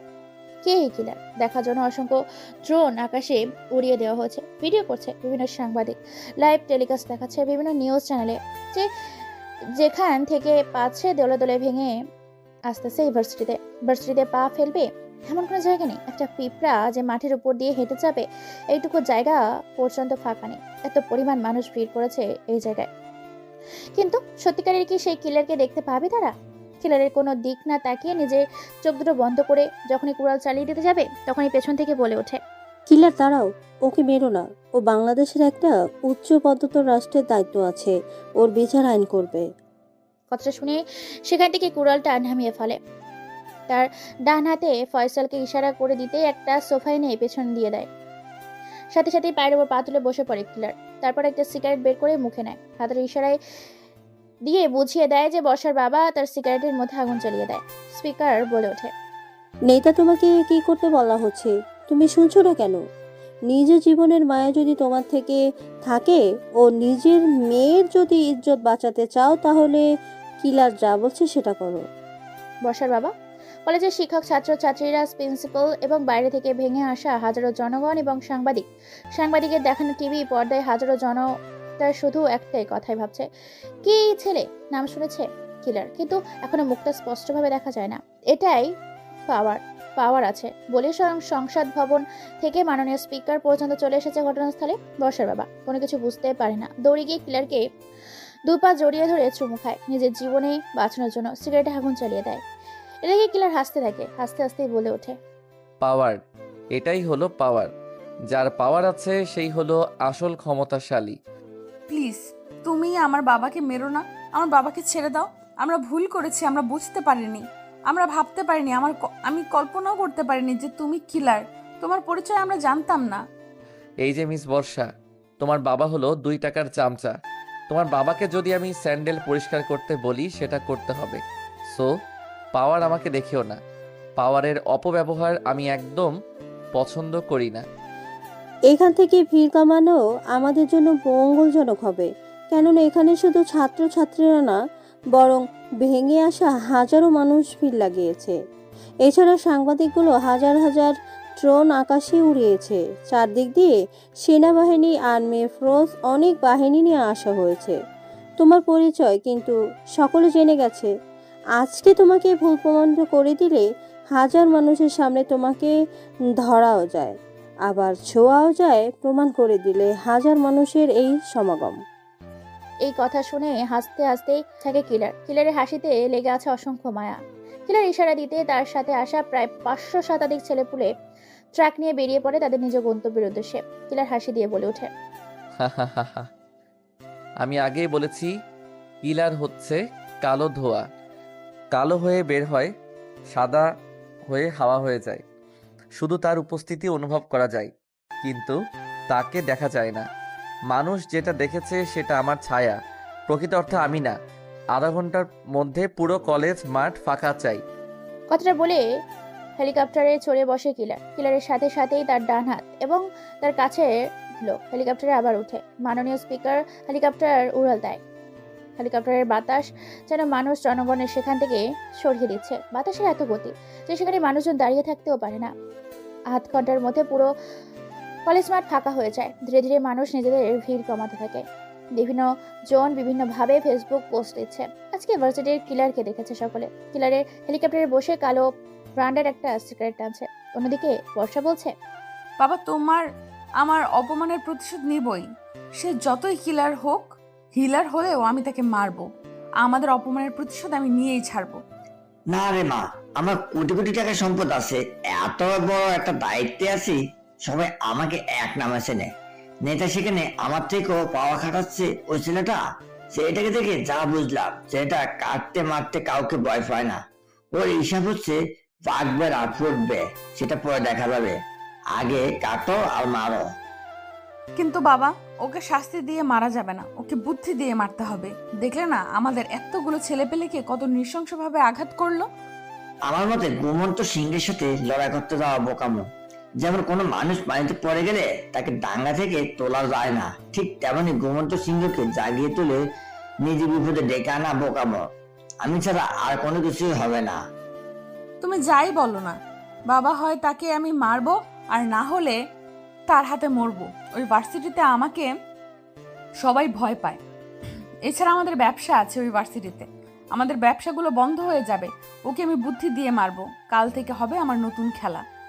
দেখতে দেখতে রাত 3টা বেজে গেছে। আজ ভীষণ ক্লান্ত, মন খারাপ। বৃষ্টি পড়ছে চারিদিকে। ছাদে দাঁড়িয়ে বৃষ্টিতে ভেজে কিলার। এমন সময় পকেট থেকে ফোনটা বেজে ওঠে। পকেটে হাত ঢুকিয়ে ফোনটা বের করে। ফোনটা প্রায় 3 লক্ষ টাকারও বেশি দাম। ফোনটা বুলেট প্রুফ এবং পানিতে ভিজলেও কিছু হবে না, ওয়াটার প্রুফ। ফোনটা রিসিভ করতে ওপাশ থেকে বলে ওঠে, ভাই আপনি কোথায় আছেন? বাংলোর ভেতরে আসতে পারবেন আজকে? কেন, কি হয়েছে বাংলোর ভেতরে? না ভাই, তেমন কোনো কিছু হয়নি। আসলে আপনি সেদিন যে ছেলেটাকে মারলেন তার বসকে তুলে এনেছি। মেয়েদের নিয়ে যারা পতিতালয়ে বিক্রি করে ব্যবসা করে। কতজনকে তোরা ধরে এনেছিস আর কতজনকে বেঁধে রেখেছিস বাংলোর ভেতরে? ভাই প্রায় 3 জনের মতো এনেছি। 3 জনে পুরো গ্যাংটাকে সামলায় একসাথে। ওকে ঠিক আছে, আসছি আমি। কথাটা বলে দামি একটা কালো রঙের হাউস গাড়ি নিয়ে বেরিয়ে পড়ে, যে গাড়িটার মূল্য বর্তমান বাংলাদেশি টাকায় প্রায় 1600 কোটি টাকা। গাড়ির নামটা আমার এই মুহূর্তে মনে আসছে না, তবে দামটা মনে আছে। যে গাড়ির চাকাগুলো পর্যন্ত সোনা দিয়ে তৈরি। আবার অন্যদিকে হোয়াটসঅ্যাপের গ্রুপে কলে বর্ষা ফোন করে, তার বান্ধবীদের সাথে কথা বলছে। রত্না, শিলা আর রাত্রি, তোদের এখন একটা কাজ করতে হবে। ভার্সিটিতে এখন থেকে কিলার নামের ছেলেটি আসবে। তাকে যে করেই হোক আমার প্রেমের ফাঁদে ফেলতে হবে। এখন কি তুই তাহলে তার সাথে প্রেমের অভিনয় করে তুই তোর অপমানের প্রতিশোধ নিবি? দেখ, ও কিন্তু ভয়ানক। ওর সাথে প্রেম প্রেম অভিনয় করা মানে নিজের জীবনটাকে কুমিরের সামনে ফেলা। দেখ, যাই হয়ে যাক না কেন, আমি কিন্তু ওকে ছাড়ছি না। ওকে তো আমি আমার ফাঁদে ফেলবই, আর পৃথিবী থেকে সরিয়ে দেব। ও জানে না কাদের সাথে পাঙ্গা নিয়েছে। ও যত বড় গ্যাংস্টারই হোক না কেন, এই বর্ষার সামনে টিকতে পারবে না। এই ফোন কেটে দেয় তার গ্রুপ কল থেকে। তারপর ঘুমিয়ে পড়ে বর্ষা। সকালে কি নাটক শুরু করবে বলে ভেবে নেয় সে। এদিকে আবার ফুল স্পিডে ড্রাইভিং করে বাংলোর সামনে এসে গাড়িটাকে ব্রেক করে গাড়ির ভেতরে প্রবেশ করে। প্রায় 10 জনের মতো গেটের ভেতরে এসে রিসিভ করে নিয়ে যায় কিলারকে। কিলার রুমের ভেতর প্রবেশ করতেই কিলারের ডান হাতে ফয়সাল তাকে রিসিভ করে। রুমের ভেতর থেকে 3টা ছেলেকে নিয়ে এসে সোফার সামনে রাখে। ছেলেগুলোর মুখ চেপে মুখে চোখে হাতে পায়ে বেঁধে রাখা হয়েছে। চোখের ইশারা দিতেই তাদের চোখ খুলে দেয়। তার ডান হাত বলে ওঠে, ভাই এই হচ্ছে সেই 3 গ্যাংয়ের লিডার যারা এসব অপকর্মের সাথে কাজ করত। কোনো কথা নয়, সময় আর পরিস্থিতি কখনো এক জায়গায় থাকে না। আমার বক্সটা নিয়ে আয়, কোনো কথা হবে না। ওকে ভাই। কিলারের কথা মতো তার বক্সটা নিয়ে আসা হয়। বক্সের ভেতরে রাখা আছে 3টায় কাঁচের বোতল, তাতে রাখা আছে আরও ছুরি, একটা চাবুক, একটা চিমটি, আরও কিছু ভয়ানক জিনিস। হাত পাগুলো বেঁধে দিয়ে ছুরি দিয়ে কেটে দেয়। হাত ও পায়ের রগগুলো ফিন ফিন করে রক্ত বেরোতে থাকে। ছেলেগুলো কোনো কথা বলতে পারে না। তারা যাতে কোনো রকম শক্তি খাটাতে না পারে সেজন্য কিলার বলে ওঠে, আজকে আমি ওদের কোনো শাস্তি দেব না, তোরা দিবি। কিলারের কথা শুনে তাদের হাত পা কাঁপাকাঁপি শুরু করেছে, কেননা এই কিলারের শাস্তিগুলো কতটা ভয়ঙ্কর হতে পারে সেটা শুধুমাত্র যারা দেখেছে তারাই বলতে পারবে। কিলার বলে ওঠে, এই নে প্লাস আর চিমটি তাদের মুখের ভেতরে থাকা সমস্ত দাঁত তুলে ফেল, যাতে 3 জন ব্যথায় চিৎকার করে। কিলারের কথা মতো তার ডান হাত দাঁতগুলো তুলে ফেলে। তারপর বলে ওঠে কিলার, এখন তাদের মুখের ভেতরে এই 3টি বোতল ঢেলে দে, তারপর মুখটা সেলাই করে দে।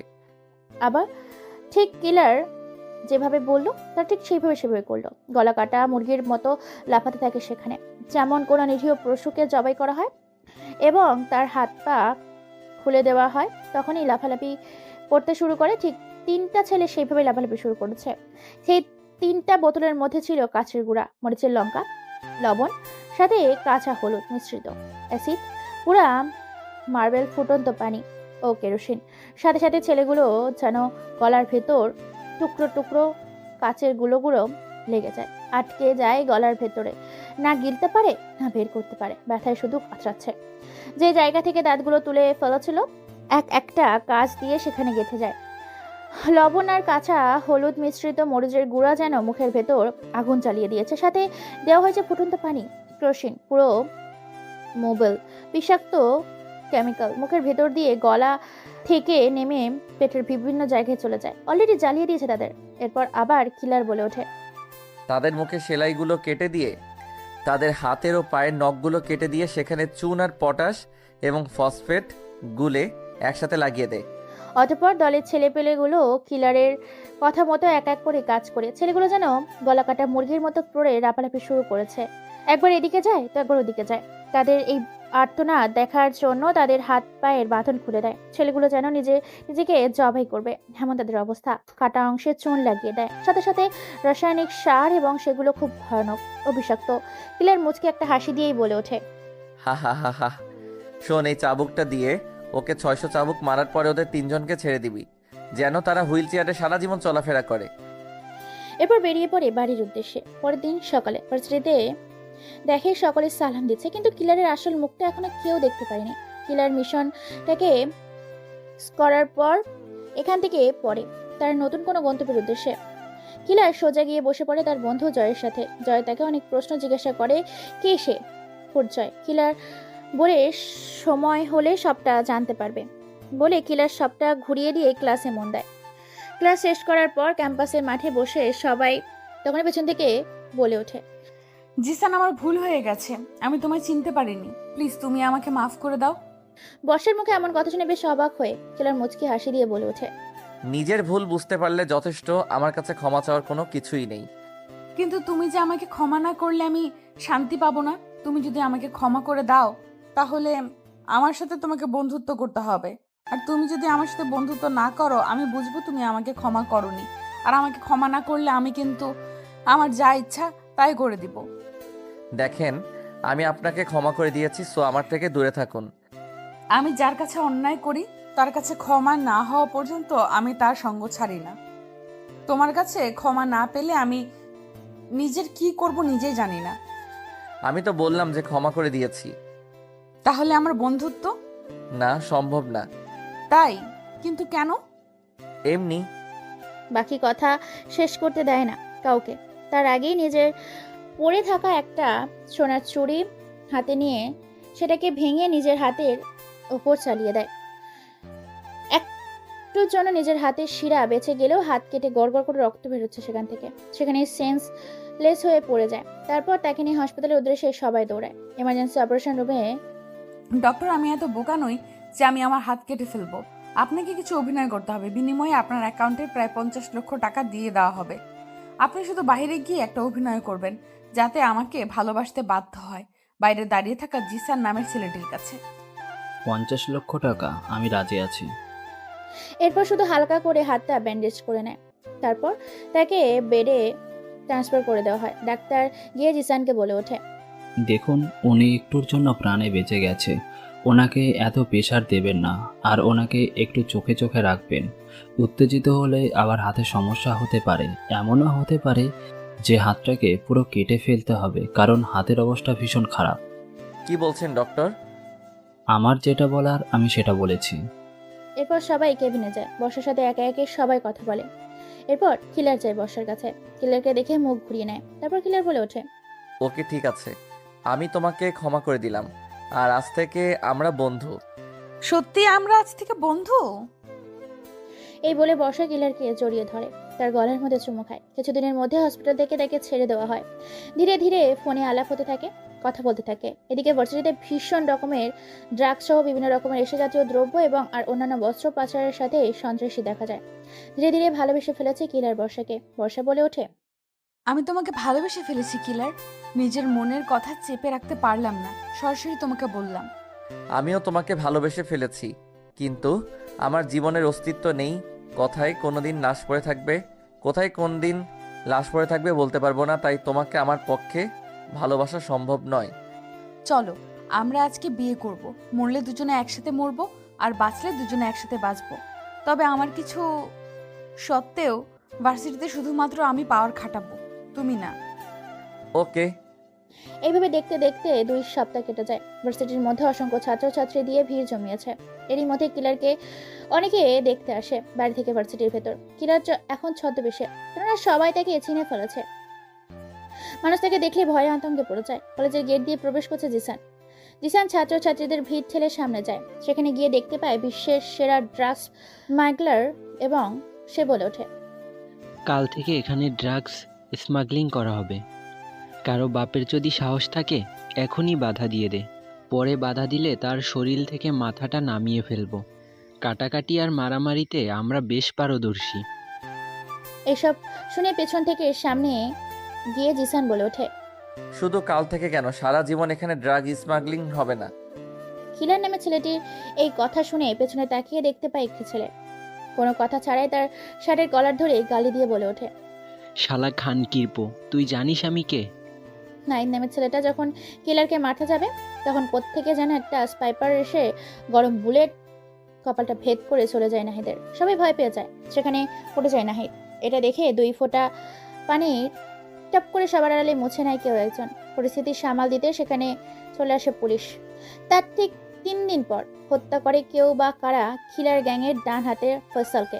ফয়সালকে প্রায় 6 টুকরো করে মেন রাস্তার মধ্যে ইলেকট্রিক্যাল তারের ভেতর দিয়ে তার শরীরের টুকরাগুলোকে ঝুলিয়ে রাখে। খবর শুনতে পেয়ে এমপি, মন্ত্রী সহ বাংলাদেশের সকল প্রকার আইন বাহিনী সেখানে উপস্থিত হয়। সবাই কিলারের ভয়ে কিলারকে খুঁজতে থাকে, কিন্তু কিলার খবর পেয়ে সেখানে ছদ্মবেশে উপস্থিত হয়। ফয়সালের এমন করুণ অবস্থা দেখে খুবই কষ্ট পায়। তারপর সেখান থেকে বেরিয়ে পড়ে। কিছুক্ষণ পর ফোন করে বলে ওঠে, নাদিয়া, আমি এই পথ অনেক আগে ছেড়ে দিয়েছিলাম, কিন্তু তোরা আমাকে আবার টানলি।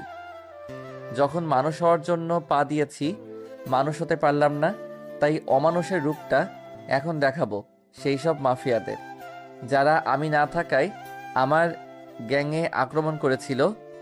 বস, এটা কোনো লেডি মাফিয়া গ্যাংয়ের কাজ, কারণ আমাদের ফরেনসিক ল্যাবরেটরির ডক্টর বলেছে এটা কোনো মেয়ের কাজ।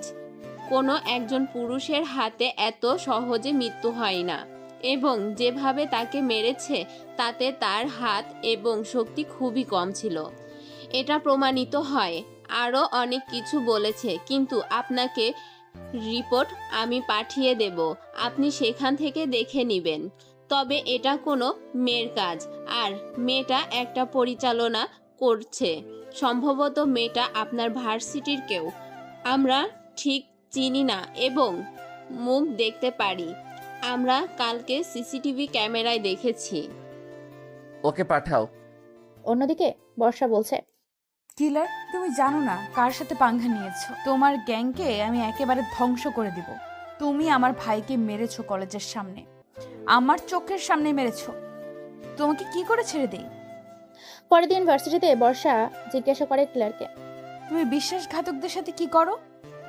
বেশি কিছু না, মাত্র তাদের জন্য 3টা শাস্তি আমি রেখেছি। কি সেগুলো? যখন কাউকে আমি বিশ্বাসঘাতকতা করার জন্য শাস্তি দেব, তখন তোমাকে আমি নিয়ে যাব। ওকে।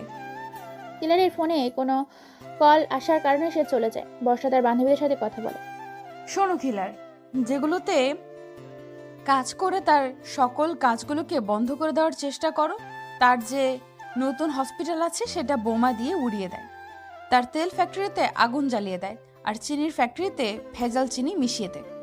3 দিনের ভিতরে অন্ধকারে ছেয়ে যায় কিলারের সমস্ত কিছু। সাধারণ মানুষের প্রাণ নিয়ে বাংলাদেশে মাটিতে বর্তমান ঝুঁকিতে পড়েছে। খাবারের ভেজাল, হসপিটালে আক্রমণ, প্রায় 300 শতাধিক মানুষ মারা গেছে, 500 শতাধিক মানুষ আহত। তেলের ফ্যাক্টরিতে আগুন ধরে যাওয়ার পরে বাংলাদেশে এখন প্রচুর পরিমাণে তেলের সংকটে। কিলার একের পর এক মদ খাচ্ছে। কে এসব তার সাথে করছে কেউ কিছু বুঝতে পারে না। নাদিয়া ফোন করে বলে ওঠে, ভাই, আপনি কোথায়? এই সমস্ত কিছু আপনার প্রেমিকা বর্ষা করছে। তাকে আমরা ফলো করেছিলাম। আমাদের কিছু ছেলেপেলে ইনফরমেশন দিয়েছে তার গ্যাংয়ের কয়েকজনকে আমরা মেরে ফেলেছি। বর্ষা প্ল্যান করেছে আজ রাতে আপনাকে সে মেরে ফেলবে, কেননা আপনি তার বাবাকে এবং তাকে কলেজে অপমান করেছিলেন। আর সেদিন যে কলেজের মাঠে ছেলেটাকে হত্যা করলাম গুলি করে, সেটা হচ্ছে তার আপন ভাই, যে সারা দেশে বিদেশে পশ্চিমা দেশে যে রাষ্ট্রগুলো থেকে সে এগুলো নিয়ে আসতো, তাদের পুরো ফ্যামিলিটা একটা শয়তানের কারখানা। ও জানে না যে কিলার কতটা ভয়ানক। এজন্য সে জানতে চেয়েছিল যে বিশ্বাসঘাতকদের সাথে আমি কি করি। সময় এসে গেছে তাকে প্র্যাকটিক্যালি বোঝানোর জন্য। তোমরা রেডি থাকো, আমাকে সবসময় ফলো করো। ওকে বস। পরের দিন ভার্সিটিতে সবাই বসে আছে। তখন বর্ষা কিলারের পাশে যেয়ে বসে যায়। জিসান, চল না আজকে আমরা ডেটিংয়ে যাই। তোমাকে ছাড়া আমি আর থাকতে পারছি না। কিন্তু কিলার কোনো কথাই বলতে পারেনি, তার আগেই তার ঠোঁট এক করে দেয়। ধীরে ধীরে বর্ষার মায়ায় ফেলে দেয় কিলারকে। কিলার রাজি হয়ে যায়, একটা হোটেলে নিয়ে যায় জিসানকে। তারপর বর্ষা জিসানকে খাটের উপর ফেলে দিয়ে তার উপর শুয়ে পড়ে। নিজের পরনে থাকা টি শার্টটা খুলে ফেলে, এরপর শুয়ে পড়ে। সারা চোখে মুখে বর্ষা কিস করতে থাকে কিলারে। ধীরে ধীরে ভালোবাসার অতলে হারিয়ে যায় দুজন। হঠাৎ করে ঘরের বাতি বন্ধ হয়ে যায়। কোথা থেকে যেন কেউ এসে কিলারের চারিদিক দিয়ে ঘিরে ফেলে, চেয়ারের সাথে বেঁধে ফেলে। মুহূর্তের মধ্যে আচমকা হওয়াতে কিলার চমকে ওঠে। বর্ষা মুচকি হাসি দেয়, তার এই হাসিটা যেন পুরো বিল্ডিংটা কাঁপিয়ে তোলে। ঘরের মধ্যে লাইট জ্বলে ওঠে। সেখানে একটা ছোট্ট প্যান্ট শরীরে তেমন রঙের ভেতর 10টা থেকে 12 জন মেয়ে। বর্ষার শরীরে ছোট্ট 2টা জামা, তাছাড়া শরীরে কোনো কিছুই নেই। শরীরের আকার আকৃতি সবকিছু বোঝা যায় জিসানের। কি হচ্ছে এসব? আমি কোনো কিছু বুঝতে পারছি না বর্ষা। শালা জানোয়ার, কিভাবে ভাবলি তোকে ভালোবাসবো আমি? এটা তোকে ফাঁদে ফেলার আমার মোক্ষম একটা চাল ছিল। কিন্তু কিলারকে আর কোনো কথা বলার সুযোগ না দিয়ে কিলারের লজ্জাস্থানে মারে এক লাথি। সাথে সাথে কিলারের দম বন্ধ হয়ে যাবে, ব্যথায় কুকড়ে ওঠে, বুঝতে দেয় না কাউকে। এটা দেখে উপস্থিত থাকা সকল মেয়ে হু হু করে হেসে ওঠে।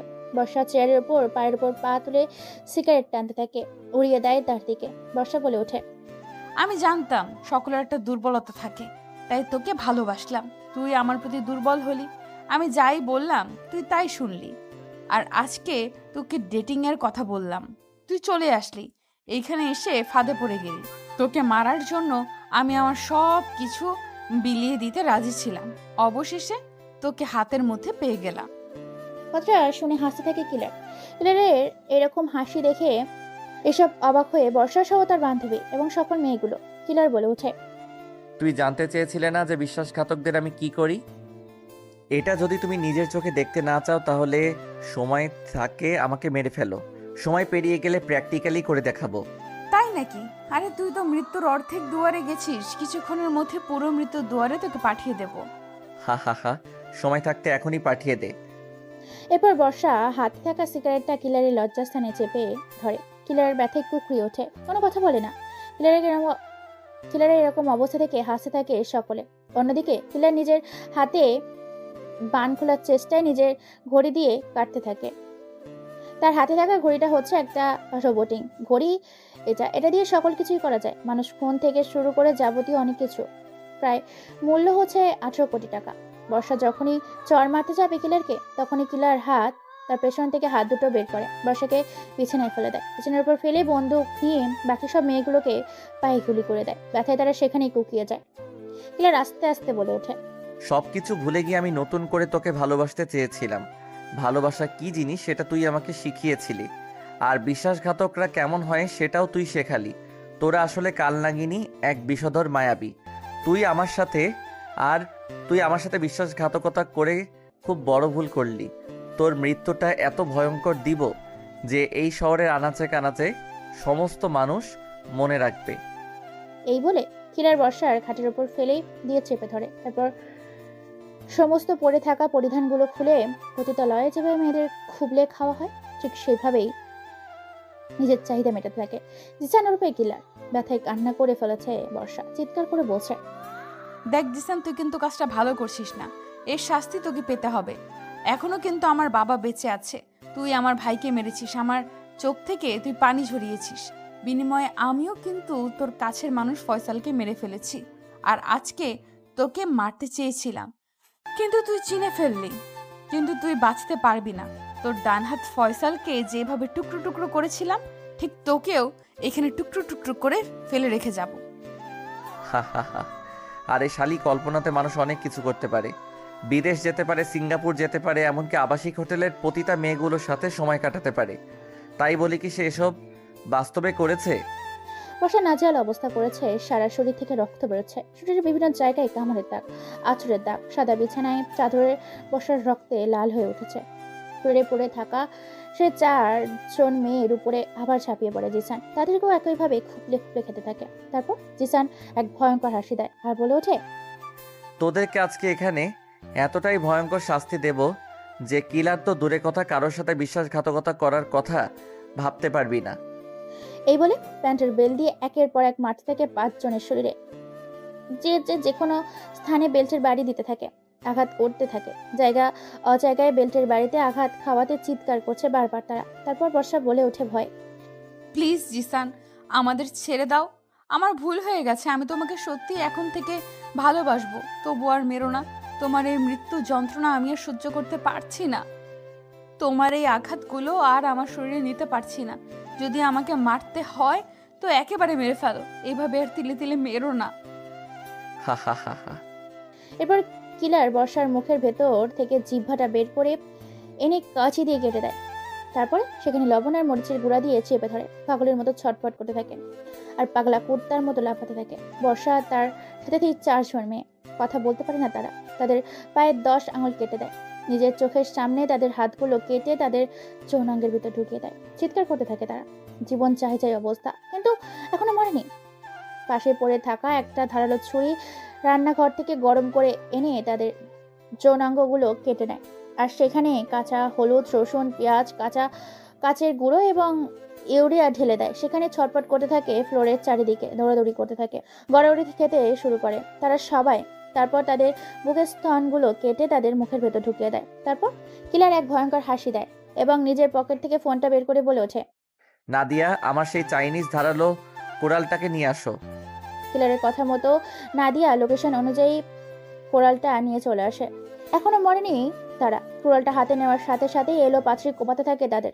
এক একটা কোপে যেন শরীর থেকে এক একটা করে মাংসের টুকরো আলাদা হয়ে যায়। সাদা ফোড়টাকে ছিটকে ছিটকে গিয়ে পড়ছে। এরই মধ্যে গিয়ে নাদিয়া বর্ষার বাবাকে তুলে নিয়ে আসে। তারপর কিলার বলে ওঠে, আমি আগেই বলেছি আমি খেপে গেলে হয় না, আর যদি ঘুমিয়ে থাকি তাহলে ইঁদুর। তোরা সেই একই ভুলটা করলি আমাকে জাগিয়ে দিয়ে। তোর মেয়ের এই টুকরো টুকরো অঙ্গগুলো তোকে খেতে হবে, তাও আবার লজ্জা স্থানগুলো। চোখের ইশারা দিতেই মেয়েগুলোর বিভিন্ন স্তনের লজ্জাস্থানগুলো জোরপূর্বক খাইয়ে দেয় বর্ষার বাবাকে। বর্ষার বাবা চিৎকার করতে পারে না, শুধু অঝরে নিজের চোখের পানি ঝরাচ্ছে। এরপর বর্ষার বাবা যখন কোনো কিছু বলতে যাবে, সাথে সাথেই ফল কাটার ছুরিটা দিয়ে গলার শিরা কেটে দেয়। রক্ত বের হতে থাকে। শরীর থেকে মাথাটা আলাদা হয়ে যাবার আগেই 3 কোপে শরীরটাকে 3 খণ্ড করে ফেলে। তারপর একটা বিশ্রী ও ভয়ঙ্করভাবে তাদের লাশগুলোকে টুকরো করে কালো পলিথিনে করে প্যাকেট করে পাঠিয়ে দেয় বাংলাদেশের জাতীয় সংসদ ভবনে। সেখান থেকে ভাইরাল হয় পুরো ঘটনাটি। সারা বিশ্বে যেন সবার মুখে মুখে সবার স্মৃতি হিসেবে নামটা মনে থাকে। কিলার নামটা শুনতে যেন সকলের অন্তরাত্মা কেঁপে ওঠে। কিলার বলে ওঠে, আমি ধরতে ধরতে ধরি না, আর একবার যাকে ধরি তাকে জবাই না করা পর্যন্ত ছাড়ি না। বিশ্বাসঘাতকতা করার ফল কতটা ভয়ানক হতে পারে বিশ্ববাসী দেখবে। এই কিলারের ভয়ঙ্কর রূপটা।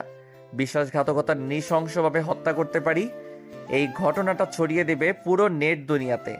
আর হ্যাঁ, আমি বাংলাদেশ থেকে চলে যেতে চাই, কারণ এখানে আমি হতে চেয়েছিলাম মানুষ, কিন্তু হতে পারলাম না মানুষ। আবার অন্ধকার জগতে পা দিয়ে হয়ে গেলাম অমানুষ। আমি গ্যাংস্টার ছিলাম, গ্যাংস্টার আছি, গ্যাংস্টার থাকবো, এবং আমার গ্যাং ছিল, আছে, থাকবে। বাংলাদেশ থেকে অনেক দূরে যেতে চাই, যেখানে নতুন করে আমি আমার জীবনটা শুরু করতে পারবো। বর্ষার মতো প্রতারকটা যেন আর ধোকা দিতে না পারে এই কিলারকে বা কিলারের মতো কোনো সরল সাদা ছেলেকে। এজন্যই তাই এত নৃশংসভাবে হত্যা করলাম তাদেরকে। আমি বাংলাদেশের বাইরে গিয়ে গ্যাংটাকে পরিচালনা করব। বাংলাদেশের সকল মানুষ আমাকে চিনে ফেলেছে। আমি বাংলাদেশে থাকলে পুরো বাংলাদেশ আটকে থাকবে। চলে যাবে কিলার এক অন্য জগতে, চলে যাবে সে আন্ডারগ্রাউন্ডে। বস, তাহলে কি আপনি বাংলাদেশে আর ফিরবেন না? ফিরবো কিনা নাদিয়া সেটা তো আমি জানি না, তবে আর কোনোদিন কোনো ছলনাময়ীর ফাঁদে পড়বো না। কিন্তু বস, গ্যাংটা কে দেখবে? গ্যাংটা তুমি সহ আমার অন্যান্য ছেলেপেলেগুলো দেখবে। তাছাড়া আমি তো সাপোর্ট দেবই, আর কোনো কিন্তু নয়। আমি কাল সকালেই রওনা দিচ্ছি। অতঃপর আর কোনো কথা না বলে পরের দিন সকালে বাংলাদেশের সকল ফ্লাইট বন্ধ করে নিজের পার্সোনাল একটা প্রাইভেট প্লেন বাংলাদেশ থেকে শুধুমাত্র কিলার এক অন্য দেশে যায়, যে দেশটা আজও বাংলাদেশের নাম শোনেনি। বাংলাদেশের মাটিতে খুঁজে পাওয়া যাবে না। সেদিন থেকে প্রায় 10 বছর কেটে গেছে। কিলারের কোনো হদিশ পায়নি বাংলাদেশ সহ বাংলাদেশের বিভিন্ন আইন কর্মকর্তা বাহিনী।